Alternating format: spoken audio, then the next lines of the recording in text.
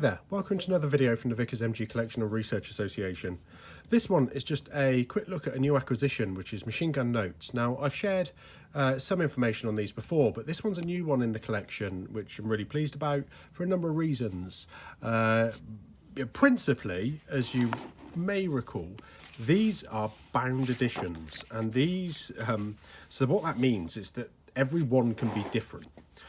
This one may well be different, but it's also completely unused. If we go over to the back, it's the only one that we've got that's got all this note paper in it, but it looks to be, you know, again, completely unused. This is how you adjust it, by the way. This you sort of crank this open, and then you can it loosens off the slack, and you can take the pages out. But all of this paper in the back is unused, so it's great. It also has a different name in the front. Now, this is the General Officer Commanding MGTC, Brigadier H.C. Dulham M. I'm not sure what that is. Hill, Commander of the Order of the Bath. Certainly Brigadier General Hill is somebody whose name we'll recognise from running the MGTC at Grantham, and this is where this would have been one of the instructor's manuals. Now, surely there can't be that many of these ever produced, let alone used.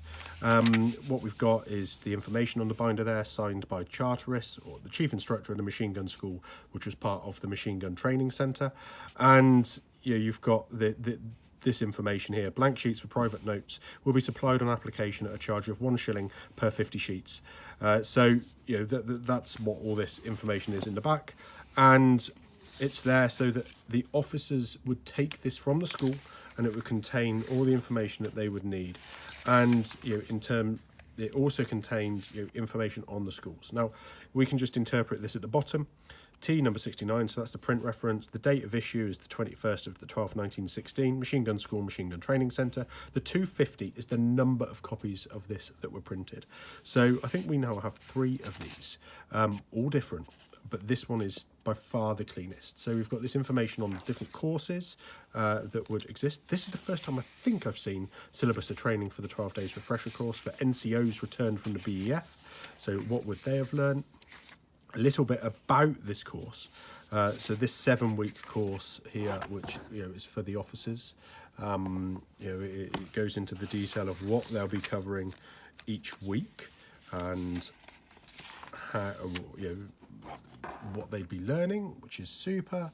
It's interesting that they did learn a lot about the Lewis, and it's something that I think is forgotten. You think that they just learnt about how to use the Vickers, but they were often seen as the experts in the light machine gun work as well. So different examinations. This is a different course. This is the 5-week course on the Vickers for NCOs. So what did that entail? We will gradually, it will take time, but we will gradually build all this onto the website. 12 days refresher course for officers returned from the BEF as well. So if you come across in any personnel accounts or service records that they did a 12-day course, this is the content of that course, including the German machine gun there, a couple of hours spent on that. 10 days course on tactical handling of the guns, including German machine gun then, half an hour. And and then it gets into the content of the lectures, so the lectures themselves. We have this as a slightly different book as well as what's in here, so a 1916 edition. This is the 21st of March 1917, the same date that a year later would become sort of infamous with 1918 conflict, and some sort of great information on just machine gunners in general, who what would make a good machine gunner, and then different duties. So this was details of the lectures that would form then part of that overall syllabus. What have we got? So let's just flick through one thing. So this is my second flick through. I flicked through it as soon as it arrived, and I noticed this, which is quite nice to have.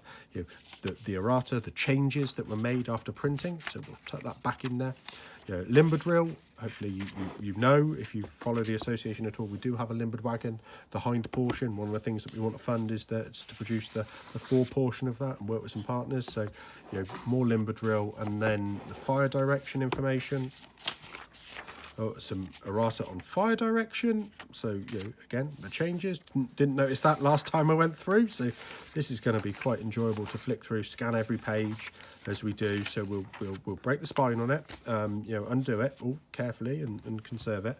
But we'll then scan every page so that we never have to get this out again. It's quite important to safeguard this stuff because it's quite possibly the only edition that exists of this content. So all this information.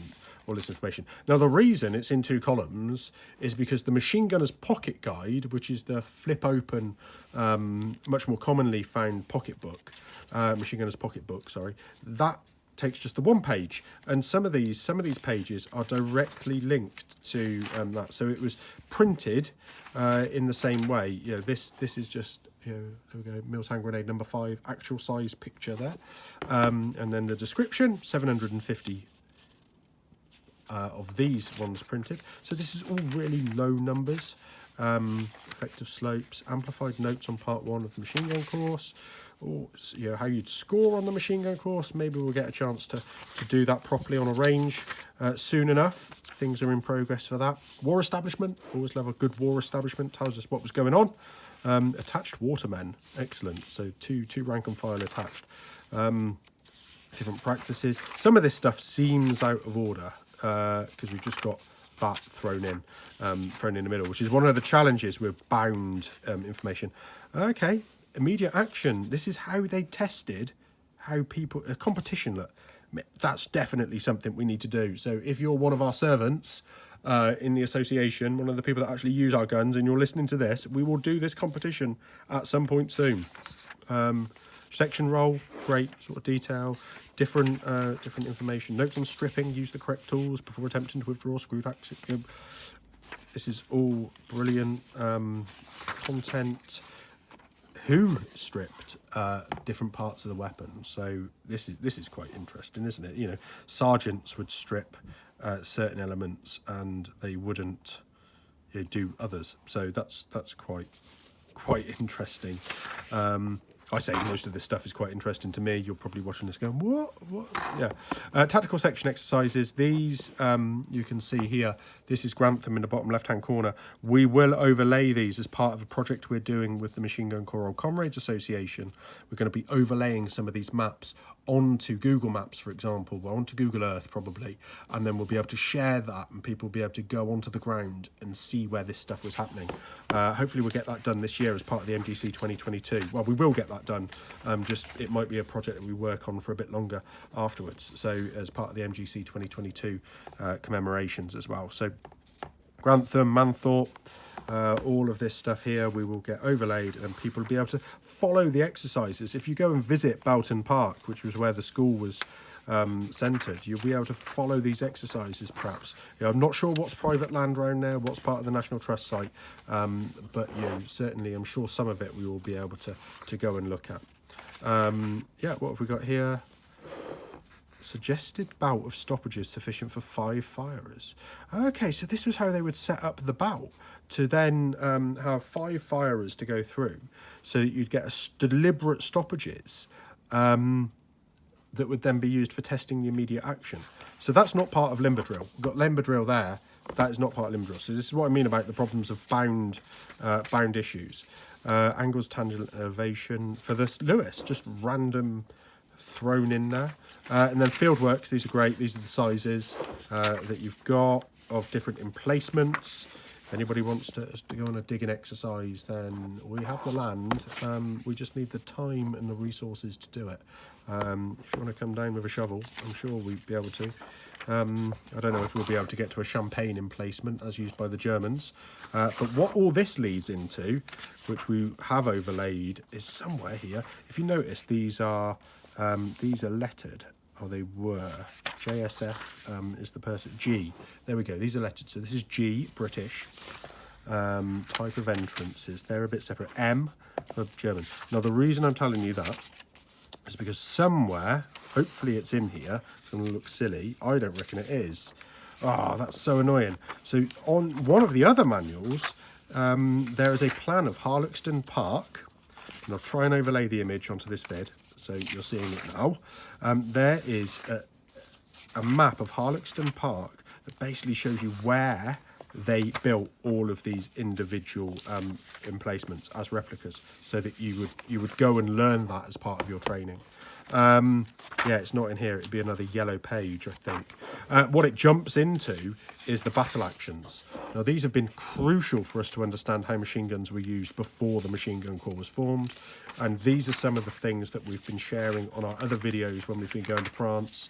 You know, these battle action reports, and hopefully working with some of those good battlefield guides that are there, we'll be able to put some more context of how machine guns were used very soon. And you know, again, that might be one of our publishing projects for this year.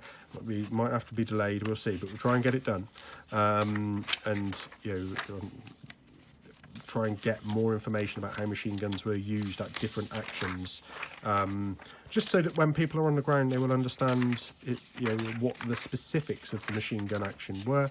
Just like some of these, you know, these diagrams and drawings are brilliant, aren't they? You know, this is somebody in the MGC Studio again. They have their own studios that were able to you know, produce this material. Now, if you know hide wood at all, if they're saying this is hide wood over here, the cemetery is going to be in front of the wood in the middle here. Where we've parked and done videos from are here, normally in this direction, and then a little bit across here. But in one of those videos I talk about an 18-pounder, that would have been here, firing this way, and yeah, the machine guns were firing that way, across the line of the German trenches, which is up in here. This is a different battle action, so we'll be able to actually go to that location again, look at this plan, and start to develop it a little bit more. You know, Hill 60, and then you know, it goes from those battle actions into these blank sheets of paper. Just before, what was this? What was that last one? Was that last one? Just some, so no specific location given. Some German trenches. That's always, you know, that's frustrating, isn't it? But we might be able to work out what was happening in what location. It would be a piece of detective work to find the location. But then we get, yeah, these blank sheets of paper. So some officer obviously ordered this stuff. We don't know who. You know, no information came with that. There's no markings, no notes on it. So yeah, we were able to do it. Now we have scanned these before. We have our existing pair, the one that says Machine Gun Notes, and then the one that is the Machine Gun School Instructor's Manual, are both available on a DVD separate to our other manuals, so go and take a look at those. This will be scanned and added to that at some point in the near future. Thank you for watching. Please remember to like and share the video and subscribe to the channel. Please support us on Patreon if you're able to, and let us know of anything you'd like to see in the future. I look forward to hearing from you.